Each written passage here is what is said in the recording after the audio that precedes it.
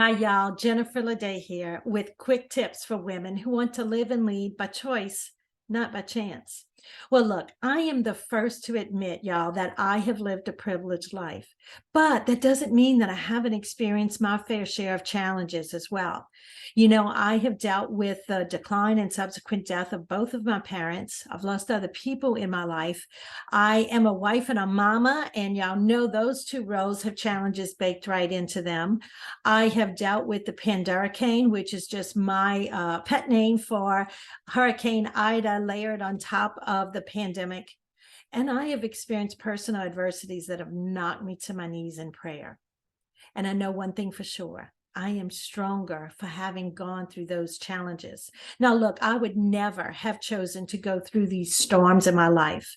But as I look back, I'm actually able to see how those difficulties really made me wiser and more resilient as a result of having gone through them.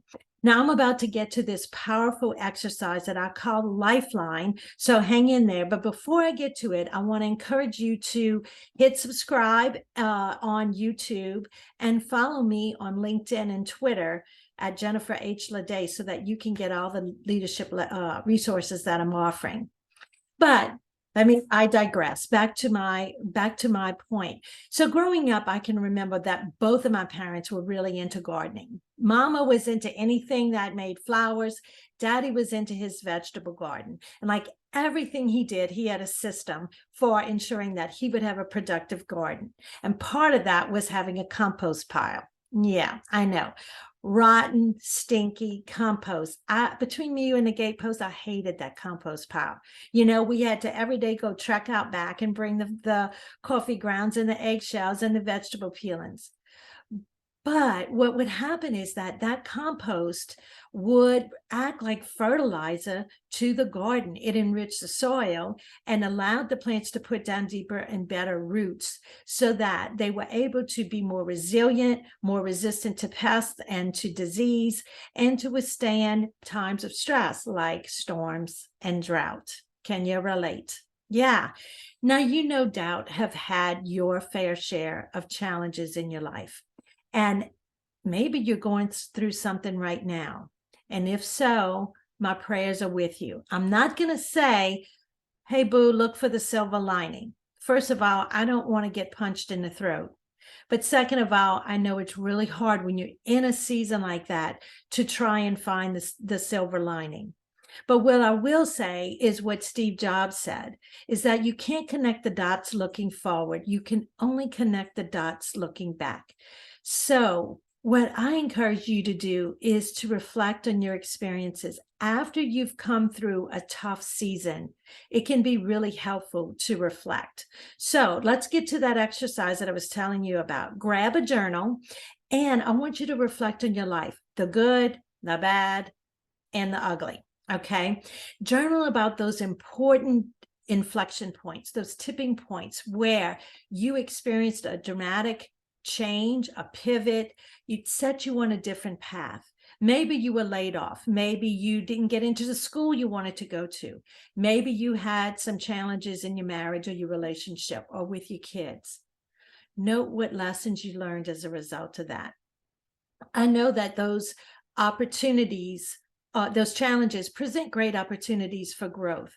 Who did you meet as a result of those challenges? What path did you find yourself on as a result of that experience? It's so interesting to see how the events of your life, one experience leads to another, which leads to another, which leads to another. And you could have never predicted that or set that course for yourself.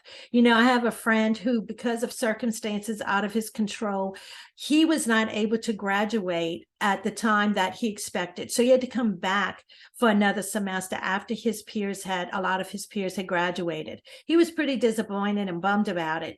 And in that one semester, don't you know, that's when he met the woman who would later become his wife.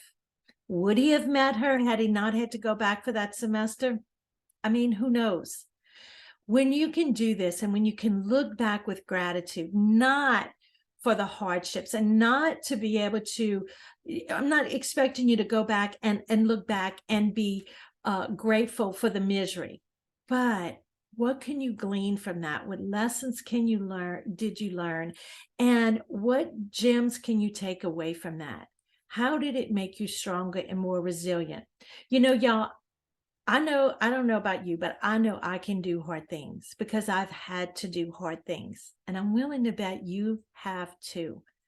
So I want you to reflect on those lessons, like compost in your garden.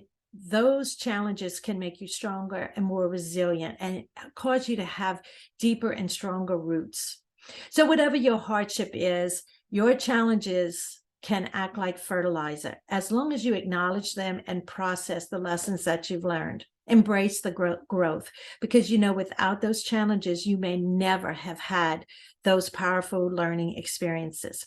Now, listen, y'all, I know that these tips can be simple, but not easy to apply on your own. And that's why I've got a couple of my coaching spots open. If you'd like to learn more about coaching with me, send me an email at jennifer@jenniferleday.com and we'll get the conversation started.